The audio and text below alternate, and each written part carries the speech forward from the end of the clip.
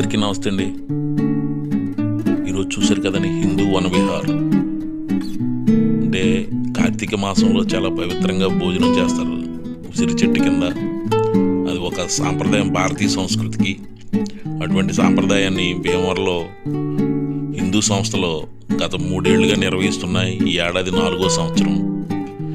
మన దేశంలోనే మొట్టమొదటి ప్రకృతి ఆశ్రమం భీమవరంలో తెలుసు కాబట్టి వేగిరాజు కృష్ణరాజు గారు వారి తోట ప్రాంతంలోనే ఈ కార్తీక మాస వనభోజనాలు ఈ సంవత్సరం కూడా నిర్వహించారు.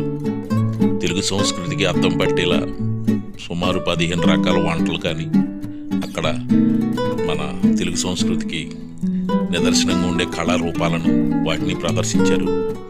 కేంద్ర మంత్రి శ్రీనివాస్ వర్మ, రాజ్యసభ సభ్యుడు పాక సత్యనారాయణ, లోకల్ ఎమ్మెల్యే గారు రంజిబాబు గారు కానీ అనేక హిందూ సంస్థల ప్రతినిధులు, ఈ భీమవరం పరిసర ప్రాంతాల చెందిన అనేక మంది, వేలాది మంది వచ్చి ఈ కార్తీక భోజనాన్ని స్వీకరించి అక్కడ శివుడికి నమస్కారం చేసి వెళ్ళారనమాట. ఆ దృశ్యాలను మీరు వీక్షించండి.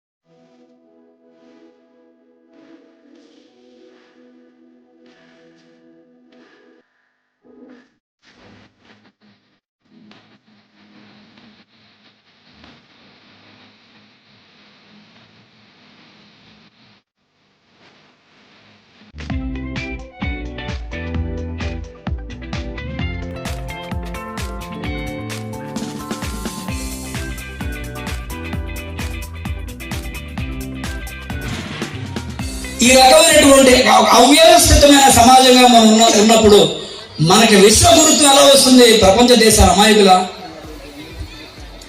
విశ్వగురుత్వానికి కావలసిన జ్ఞాన సంపద మన దగ్గర ఉంది, యోగ్యత మన దగ్గర ఉంది. కానీ ఆచరణలో మరికొన్ని మార్పులు మనం తెచ్చుకోవాల్సిన అవసరం ఉంది. అన్ని మార్పులు మన దగ్గర మన బలమైన వ్యవస్థ, మన కుటుంబ వ్యవస్థ నుంచే రావాలి.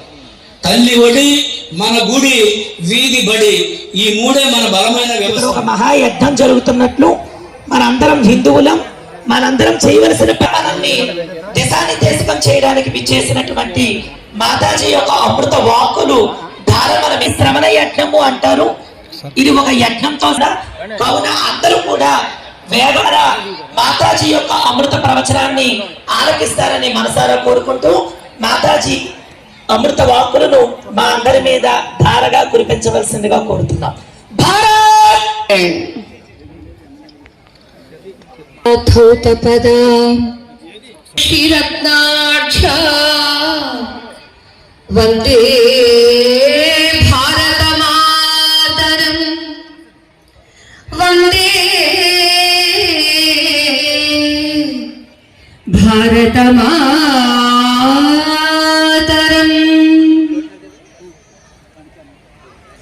వేదికస్థ పెద్దలకు, వన విహారంలో ఉన్నటువంటి మీ అందరిని ఉద్దేశించి మన శ్రీమాన్ ఆదిత్య గారు చాలా విషయాలు చెప్పారు.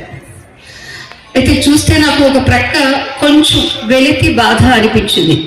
అందుకే మన శ్రీమాన్ రామచంద్రరాజు గారితో నేను అక్కడ భోజనాలు మొదలు పెట్టేశారా అని అడిగితే, అవునమ్మా కొంతమందికి షుగర్లు బీపీలు ఇవన్నీ ఉన్నాయి కదా అంచేత అక్కడ మొదలు పెట్టారు. అంచేత ఇక్కడ వాళ్ళు ఖాళీ అయిపోయారు. వారు ముందే చెప్పారు, భోజనానికి మనం ప్రాధాన్యత ఇస్తామా, భజనకు మనం ప్రాధాన్యత ఇస్తామా. మన శివస్వామి గారు కూడా చాలా చక్కగా చెప్పారు, కనులకు విందు, చెవులకు విందు, అలానే బొజ్జకు కూడా విందు అని. అయితే ఆ విందు మనకి ఎప్పుడూ ఉంటుంది, ఇవాళ కూడా ఇప్పుడు కూడా ఉంది. ఏది వింటే మన జీవితం సమగ్రమైనటువంటి జీవితాన్ని గడుపుతుందో ఆ సమగ్రతకే కావాలి జ్ఞానము. నాలెడ్జ్ ఈజ్ పవర్ అన్నారు స్వామి వివేకానంద. జ్ఞానమే శక్తి అన్నారు కానీ ధనమే శక్తి. మనందరం ఒక చోట కూడి, అది నిమిత్తం శ్రీరామ నవమి కావచ్చు, శ్రీకృష్ణ జన్మాష్టమి కావచ్చు, విజయదశమి కావచ్చు, ఇదిగో కార్తీక వన సమారాధనలు కావచ్చు. అందున కార్తీక మాసం ఈ ఆదివారం ఈ సోమవారం మనం దాటిపోతే మళ్ళీ సంవత్సరం వరకు ఎదురు చూడాల్సిందే.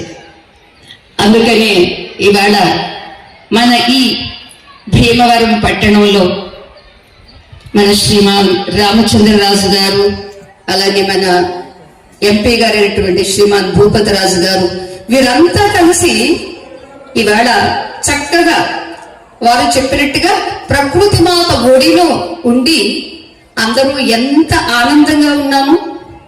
ఇక్కడ ఒక అర్థం పెట్టిస్తే తెలిసేది అందరూ ఎంత అందంగా ఉన్నాము, ఎంత ఆనందంగా ఉన్నాము అనేది.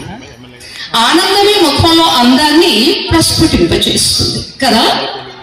అంతా మేకప్ చేసుకున్నారు కానీ ముఖం ఏడుపు ముఖంగా ఉంది. బాగుంటుందా? బాగుండదు. అంతేత ప్రకృతి మాత యొక్క ఒడిలో ఈవేళ మనం ఇంత ఆనందంగా ఇంత అందంగా ఉన్నాము అంటే ఒక చోట కూడడం. ఈ కూడిక అనేది వేరే వేరే ఫంక్షన్లో కూడా మీరు కలుస్తారు. ఇవాళ మరీ అధ్వానం ఏంటంటే పెళ్లి కొడుకు పెళ్లి కూతురు వేదిక మీద ఉంటారు, అక్కడ అర్చక బ్రహ్మలు మంత్రం చెబుతూనే ఉంటారు. వాళ్ళ మంత్రం వాళ్ళదే, వీళ్ళ వీడియోలు వీళ్ళవే, వీళ్ళ ఫోటోలు వీళ్ళవే. వచ్చేటటువంటి గెస్ట్లు అందరూ షూస్ తో వచ్చి 2 అక్షతలు వేసి మా అటెండెన్స్ అయిపోయిందని వాళ్ళు వెళ్ళిపోతారు. వెళ్తూ వెళ్తూ ఏవో 2 నోట్లు వేసుకుని వెళ్ళిపోతారు. ఇదా కళ్యాణము? ఒక వ్యక్తిని తీసుకొచ్చి కూర్చుండబెట్టినప్పుడే మనం చెప్పుల కాళ్ళతో తన్నుకుని వండుకుని పోము. అలాంటిది అక్కడ దేవతల్ని ఆహ్వానం చేసినప్పుడు ఆ షూస్ తో వెళ్ళడం ఏమిటి? ఆ దేవతాహ్వాన మంత్రాలు చదివేటప్పుడు ఆ ముహూర్త సమయంలో జీలకర్ర బెల్లము అలాగే మంగళసూత్ర ధారణ జరిగేటప్పుడు ఈ రకమైనటువంటి విచ్ఛిన్నమేమిటి? అందుకని వాళ్ళ కుటుంబాలన్నీ విచ్ఛిన్నమైపోతూ ఉన్నవి. అసలు భారతీయ హైందవ జీవనానికి, ఈ జీవన మూల్యాలకి ఆధారం ఏమిటి? ఎందుకు ఇంతమంది ఇన్నేళ్లుగా దాడులు చేసినప్పటికీ చెక్కు చెదరకుండా ఉంది అంటే దానికి కారణం ఏమిటో తెలుసా?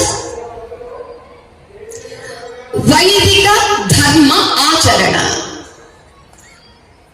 ఇప్పటికీ ప్రపంచంలో మన హైందవ జీవన విధానంలో విడదీయడానికి వీలు లేకుండా ఇప్పటికైనా కొంతమంది పెద్దలు, సాధువులు, మహాత్ములు, సంఘాలు, సంస్థలు ఇవన్నీ కలిసి ఉన్న కారణంగా, ఎలా కలిసి ఉన్నారు వీళ్ళు?